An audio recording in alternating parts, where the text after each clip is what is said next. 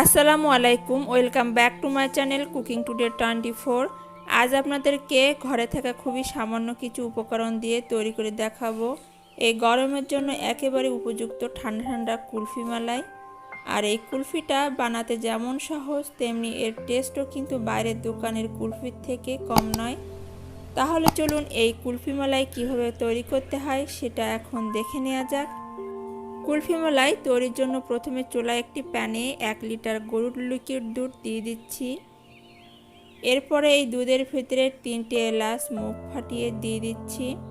এলাচটা দেওয়ার ফলে কিন্তু কুলফি তৈরির পর এর থেকে সুন্দর একটি স্মেল বাইর হবে। এখন এখানে 2 টেবিল চামচের মতো গুঁড়া দুধ দিয়ে দিচ্ছি। এরপর এগুলোকে নেড়েচেড়ে দুধের সাথে মিশিয়ে নেব এবং এই দুধটা ফুটে না ওঠা পর্যন্ত অপেক্ষা করব। যখন দুধটা ফুটতে থাকবে তখন এখান থেকে প্রায় হাফ কাপের মতো দুধ উঠিয়ে রাখছি এবং এই দুধটা পরবর্তীতে অ্যাড করে দিব।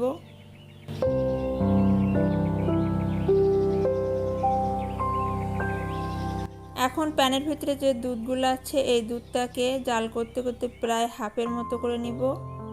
দুধটা জাল হতে থাক আর এর ভিতরে আমি আগে থেকে যে বাটিতে দুধটা উঠিয়ে রেখেছিলাম সেটাতে 1 টেবিল চামচের মতো কর্নফ্লাওয়ার করে ভালোভাবে মিশিয়ে নিচ্ছি। এমনভাবে মেশাবেন যাতে এর ভিতরে কোনো দলা না বেঁধে থাকে। কর্নফ্লাওয়ার মেশানো হয়ে গেলে এটাকে এক সাইডে রেখে দিচ্ছি। এই পর্যায়ে প্যানের দুধটা অর্ধেকের মতো কমে এসেছে, এজন্য চুলাটা বন্ধ করে দিচ্ছি। এখন অন্য একটি প্যানের ভিতরে 1 কাপ পরিমাণ চিনি দিয়ে দিচ্ছি এবং এটা দিয়ে একটা ক্যারামেল তৈরি করে নিব। এরপর এতে সামান্য একটু পানি দিয়ে দিচ্ছি। পানি দেওয়ার পরে চুলার আঁচটা লো ফ্লেমে রেখে চিনিটাকে নেড়ে চেড়ে নেব। মালাই কুলফি তৈরিতে ক্যারামেল মিক্স করলে মালাইয়ের কালারটা কিন্তু দারুণ হয় এবং কেনা মালাইয়ের মতো সেই অরিজিনাল স্বাদটা কিন্তু পাওয়া যায়। বেশি তাড়াহুড়ো করে কিন্তু ক্যারামেলটা তৈরি করতে যাবেন না, এতে করে কিন্তু ক্যারামেলটা পুড়ে যাবে আর মালাইটা খেতে তিতা লাগবে। তাই ধীরে ধীরে ধৈর্য নিয়ে ক্যারামেলটা তৈরি করে নেবেন।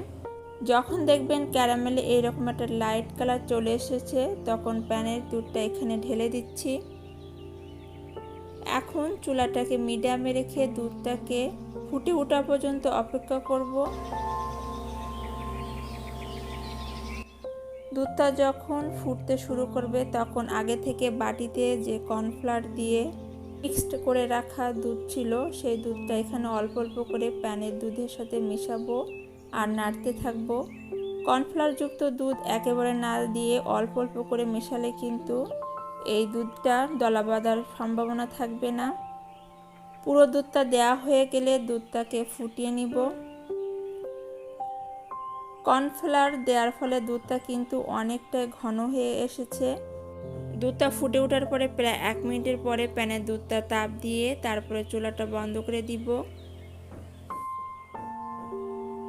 এখন এই দুধটাকে পুরোপুরি ঠান্ডা করে নিব। এই পর্যায়ে কিন্তু দুধটা ঠান্ডা হয়ে গেছে। এখন এই দুধটাকে আমি একটি মিক্সিং জারের মধ্যে ঢেলে দিচ্ছি এবং মুখ আটকে নিচ্ছি এবং এটাকে ভালোভাবে মিক্স করে নেব যাতে করে এর ভিতরে কোনো যেন দলা না থাকতে পারে। ভালোভাবে মিক্সড করা হয়ে গেলে আমরা কিন্তু যে কোনো মোল্ডের ভিতরে ট্রান্সফার করতে পারি। আমি আজ কুলফি জমাবো প্লাস্টিকের বয়ামে এবং গ্লাসের ভিতরে। সবার কাছে কিন্তু কুলফি মালাইয়ের জন্য মোল্ড থাকে না, যাদের কাছে মোল্ড থাকে তারাই এই মালাইটা মোল্ডের ভিতরে তৈরি করবে। আর যাদের কাছে মোল্ড নাই তারা বাসায় ব্যবহৃত ছোট ছোট কৌটা, বাটি বা গ্লাস ব্যবহার করতে পারেন। আমি 2টি পাত্রে কুলফি মালাই ভরে নিয়েছি। এখন এই দুটার মুখ আটকে নিব। প্রথমে প্লাস্টিকের কৌটার মুখটা আটকে নিচ্ছি, তারপরে গ্লাসটাকে পেপার দিয়ে ভালোভাবে আটকে নিচ্ছি। যাদের হাতের কাছে ফয়েল পেপার আছে তারা কিন্তু পেপারের পরিবর্তে ফয়েল পেপার ব্যবহার করতে পারেন। মুখগুলো আটকে দিয়ে মালাইটাকে সেট করার জন্য 8 ঘন্টার মতো ফ্রিজে রেখে দিব। 8 ঘন্টা পরে ফ্রিজ থেকে কুলফিটা কিন্তু বাইর করেছি আর এই কুলফির মালাইটা কিন্তু ভালোভাবে সেট হয়ে গিয়েছে। আশা করছি আজকের এই ঠান্ডা ঠান্ডা মালাই কুলফিটা এই গরমের দিনে আপনাদেরকে খেতে ভালোই লাগবে। আর এই মালাই কুলফিটা খেতে চাইলে এভাবে বাসায় একবার হলেও তৈরি করে খেয়ে দেখতে পারেন। আজকের ভিডিওটা এখানে শেষ করছি। পরবর্তী ভিডিও দেখার আমন্ত্রণ জানিয়ে আজ এখানেই বিদায় নিচ্ছি। সবাই ভালো থাকবেন, সুস্থ থাকবেন, আমার জন্য দোয়া করবেন। আল্লাহ হাফেজ।